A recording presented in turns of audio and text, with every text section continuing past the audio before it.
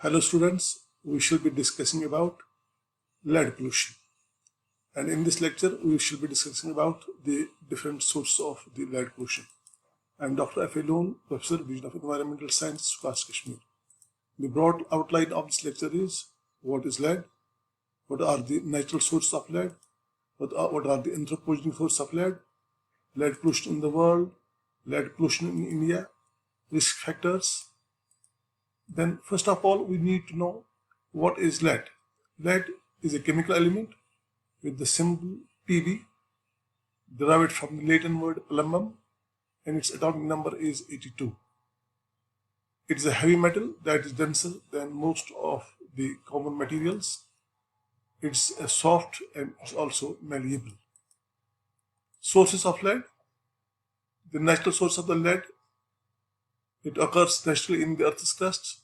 It's also found in combined form in several minerals like galena, angelicite, pyromorphite, minitite. Other natural sources of the lead include wind-blown dust, forest fires, water and soil. Then the anthropogenic source of lead. It's used in the building industry for roofing and flashing and for soundproofing. It's also used in pipes, metal plating, lead smelters, finishing operations, electronics, ceramics and dishware. Lead is also used in ammunition. Lead is used in batteries and sinkers in fishing, in smelting of ores and in some types of PVC mini binds. It is used in paints. Lead chromate is the yellow pigment used in paints, usually applied to school buses, toys, crafts, furniture, etc. It's also used in folk medicines, Ayurvedas and cosmetics, and also used in the children's jewelry and toys. And fertilizers and pesticides are also the sources of the anthropogenic pollution of the lead. Additive, it is also being used as an additive in gasoline and pigment and also in exhaust from automobiles and waste incinerators. Then about the lead pollution in the world. In fact, poor people in almost every urban center in the developing world can be found practicing this toxic livelihood, often in the backyards and community spaces, unknowingly poisoning their children and families on a daily basis. According to the first global report of its kind by UNICEF and Pure Earth, up to 800 million children around the world have blood levels at or above 5 micrograms per deciliter, the level at which action is required. Nearly half of these children live in South Asia. Lead poisoning is estimated to account for about 1% of the global disease burden. The Institute of Health Matrices Global Burden of Disease study estimates that in 2019, lead exposure was responsible for just 0.9% of the global disability adjusted life years. That means number of the years lost due to the disease burden. And as far as the map showing lead pollution in the world is concerned, you can just have a look. That means the more red areas, they are having more lead pollution as compared to the slightly orange and then the yellowish color. So this is the map which shows the lead pollution in the world. Then lead pollution in India. As far as India is concerned, source of lead pollution in India may be divided into two major categories. One of the categories is the industrial lead exposure, which is mainly due to the particulates generated by coal burning and the roasting of minerals like iron pyrite, dolomite, alumina. And then the second one is the domestic lead exposures, which comes mainly from the cooking by use of the solid fuels like coal, biomass, agricultural waste, etc.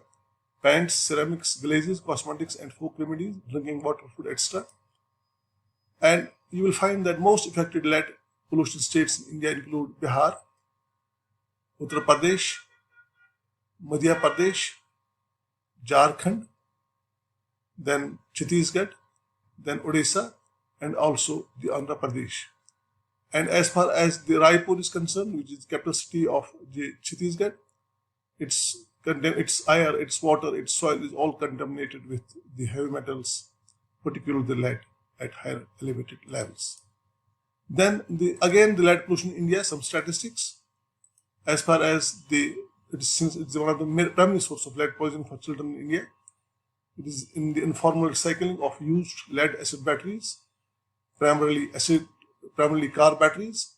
And according to the 2020 reports by the UN Children's Fund and Pure Earth, half the children in India report high blood lead levels.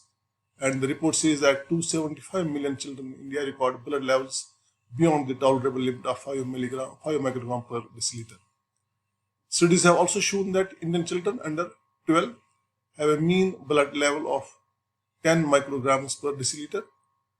It is estimated that diminished IQ in lead poisoned children results in a loss of around $236 billion, that means 12.5% of India's GDP, in economic productivity every year. According to a 2016 analysis by the Institute of Health Matters and Evaluation, they have carried this study. Lead toxicity in India contributes to 4.6 million disability adjusted life years. As I explained, that these are the number of the years lost due to the disease burden, and around 165,000 deaths annually. As far as the risk factors are concerned, factors that may increase your risk of lead poisoning include age. Infants and young children are more likely to be exposed to lead than the older ones. They might chew paints that flakes off walls and woodwork, and their hands can be contaminated with the lead dust.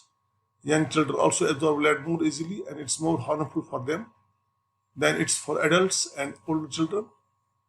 Living in an older home, people renovating an older home are at higher lead risks than certain hobbies. Making sand, glass, and some jewelry requires the use of lead solder.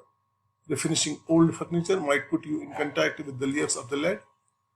Then living in the developing countries often have less strict rules regarding exposure to the lead than do the developing countries have.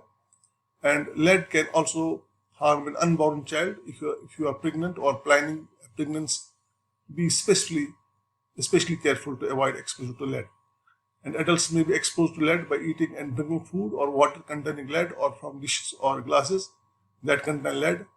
They may also breathe lead dust by spending time in areas where lead-based paint is deteriorating, and doing renovation or repair work that disturbs painted surface in old homes and buildings.